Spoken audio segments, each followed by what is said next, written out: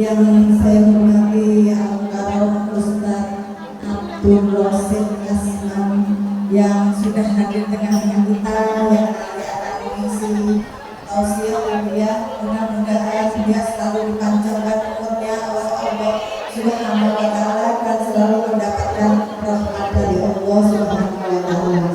Yang saya hormati Sohibul Bait Ketua DKM Masjid Al-Urwah Bapak Sarmo, yang saya hormati Ibu Ketua Masjid Taklim Al-Urwah Ibu Dami, yang saya hormati Ketua Masjid Taklim Villa 1, Villa 2 yang hadir pada hari ini. Dengan tidak mengurangi rasa hormat tidak saya sebutkan satu persatu. Yang saya hormati aparat yang ada di lingkungan Masjid Al-Urwah, Bapak RT, Bapak RW, atau mungkin Ibu Lurah yang pada hari ini mungkin belum bisa hadir atau masih dalam perjalanan. Mudah-mudahan beliau selalu mendapatkan rahmat dari Allah Subhanahu wa Ta'ala. Yang saya hormati grup Hadroh Forum Anissa dan grup Hadroh Forum dari Al-Urwah, yang saya hormati seluruh jamaah Masjid Taklim yang hadir pada hari ini. Yang mohon maaf juga tidak saya sebutkan satu persatu. Kalau saya sebutkan sampai dulu tidak kelar ya. Jadi mudah-mudahan tidak mengurangi rasa hormat saya kepada ibu-ibu semuanya. Puji dan syukur pada kita panjatkan kehadirat Allah Subhanahu wa Ta'ala, yang mana pagi hari ini kita masih diberikan nikmat sehat walafiat, nikmat panjang umur, wabil khusus nikmat iman dan Islam, sehingga kita bisa bersilaturahmi di Masjid Al-Urwah yang mulia ini. Selanjutnya salam serta salam mudah-mudahan senantiasa tercurah kepada junjungan Nabi besar Muhammad Sallallahu Alaihi Wasallam beserta para keluarga dan sahabatnya, dan kita sebagai umatnya selalu mengharapkan syafaat beliau kiamat nanti. Amin ya rabbal alamin. Ibu-ibu yang saya hormati, sebelum sambutan saya lanjutkan, hari Minggu kemarin kita kehilangan salah satu sahabat kita ya, terutama saya Bu, kemana-mana saya berdua sama beliau, kemanapun, karena beliau kalau kemana-mana harus dijemput oleh saya, jadi kemana-mana kita berdua. Nah kebetulan beliau sudah sakit itu ada berapa bulan beliau tidak hadir, dan kemarin hari Minggu beliau dipanggil oleh Allah Subhanahu wa Ta'ala. Mudah-mudahan dilapangkan kuburnya, diterima iman Islamnya, dan diterima amalnya, dan ditempatkan rohul min riyadil jannah. Amin amin.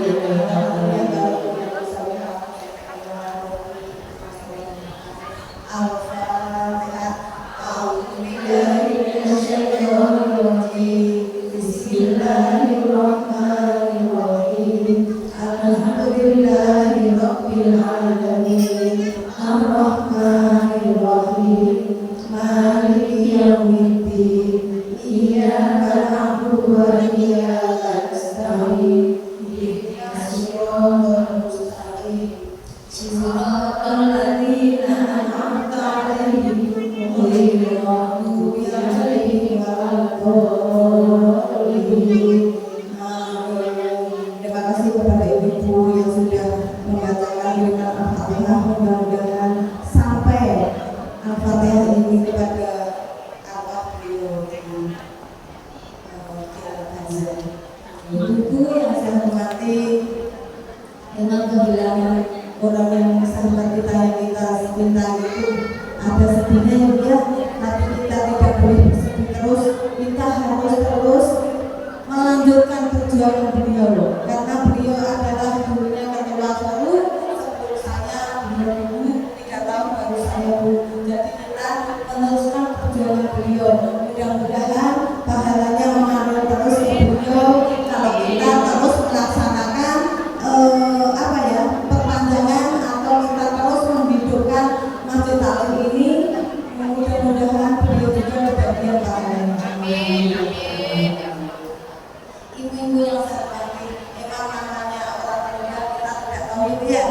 Kita juga tidak bisa memilih mau meninggal umur berapa, mau meninggal di mana, mau meninggal kapan, dengan cara bagaimana kita tahu apa enggak Bu? Enggak. Makanya pada kesempatan ini saya ingin mengajak dan mengingatkan kepada ibu-ibu semuanya, mari kita yang masih diberikan kesempatan untuk beribadah, untuk beramal baik, untuk meningkatkan iman dan Islam kita, mari kita tingkatkan iman Islam kita sehingga kalau kita nanti dipanggil oleh Allah kita ada bekal Bu. Jangankan kita dipanggil Allah, kita mau pulang kampung aja harus punya bekal nggak Bu? Nggak punya duit nggak bisa pulang Bu. Ya, jadi kita harus persiapkan dengan sebaik mungkin bekal-bekal selama kita di dunia untuk menghadap Allah, karena di akhirat itu adalah bekal abadi. Kehidupan yang sebenarnya itu adalah kehidupan yang nanti di akhirat itu. Makanya kalau kita nggak punya bekal Bu, nanti di sana kita mau minta bekal ke siapa? Tidak ada yang bisa memberikan bekal kecuali 3 perkara kita, yaitu amal jariah, sedekah jariah, ilmu yang bermanfaat, dan yang ketiga adalah anak yang soleh yang mendoakan kita. Makanya itu bekal amal jariah, ilmu yang kita tuntut sebanyak-banyaknya. Kita selama masih ada kesempatan untuk menuntut ilmu, mari kita menuntut ilmu. Mudah-mudahan ilmu yang kita tuntut itu bermanfaat nanti kalau kita sudah meninggal dunia. Saya bukan menutupi, tapi kan harus siap-siap ya dia. Kalau mau hujan nggak punya payung kan kehujanan. Nah ini kita siap-siap untuk menghadap Allah Subhanahu wa Ta'ala. Dalam satu hadis Rasulullah memberikan arahan kepada kita bahwa kalau kita minta 4 perkara, Allah akan membimbing kita semuanya dari dunia sampai akhirat. Yaitu salah satu doa yang kita baca sebelum kita membaca salam setelah membaca tahiyat akhir. Siapa yang apa? Ada 4 Bu. Ya, itu dalam hadis Muslim nomor 588. Allahumma, kita kan langsung membaca tapi itu ya. Tapi apa pura-pura nggak ingat? Apa pura-pura nggak tahu? Allahumma ini a'udzubika min adzabi jahannam, min adzabil qabri, wa min fitnatil mahya wal mamati, wa min syarri fitnatil masiihid dajjal. Kan baca nggak Ibu? Suka. Tapi Ibu tahu ya, itu adalah nasihat Rasulullah. Keempat itu kalau kita minta terus setiap kita sebelum sholat, insya Allah kita akan dibimbing oleh Allah dari dunia sampai akhirat. Karena apa Bu? Artinya apa Bu? Ya Allah, jauhkanlah kita dari fitnah jahanam, dari api neraka, min adab jahanam, adab kubri, adab kubur, min fitnatul mahya, dari fitnah hidup dan fitnah mati, dan dari fitnah dari dajjal. Jadi keempat itu Bu, setiap mau salam kita harus baca. Insya Allah mudah-mudahan kita selamat dunia dan akhirat. Ya Bu ya. Ibu ingin nggak dibikinin istana di surga? Kalau mau dibikinin di istana di surga harus memperbanyak sholat sunat, terutama sholat sunat tahajud. tahajud, sholat sunat duha. Siapa yang tadi kesini sudah sholat duha? Nah, berapa rakaat? Boleh 2, boleh 4, boleh 8, boleh 12.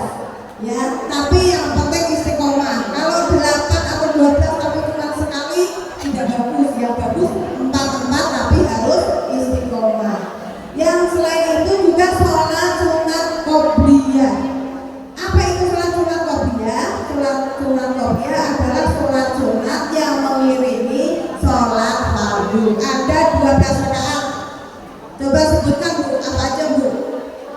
2 rakaat sebelum subuh, 4 rakaat sebelum zuhur, 2 rakaat sebelum setelah zuhur, jadi sudah 8. 2 rakaat setelah maghrib dan 2 rakaat setelah isya.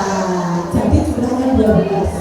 Sehari semalam kita melaksanakan sholat sunat itu ada 40 rakaat, 17 rakaat sholat wajib, 12 rakaat sholat sunat dan 11 rakaat sholat malam. Mudah-mudahan kalau ini dilaksanakan kita dibimbingkan nanti oleh Allah istana di surga. Pengen nggak Bu? Pengen. Tapi melaksanakannya harus istiqomah. Nah ini istiqomahnya ini kata-katanya susah. Ya Bu ya, kalau ada badan sampai malam-malam nggak bisa bangun, bablas sampai subuh baru jadi nggak sholat malam. Nah mudah-mudahan sih kita selalu diberikan kesehatan.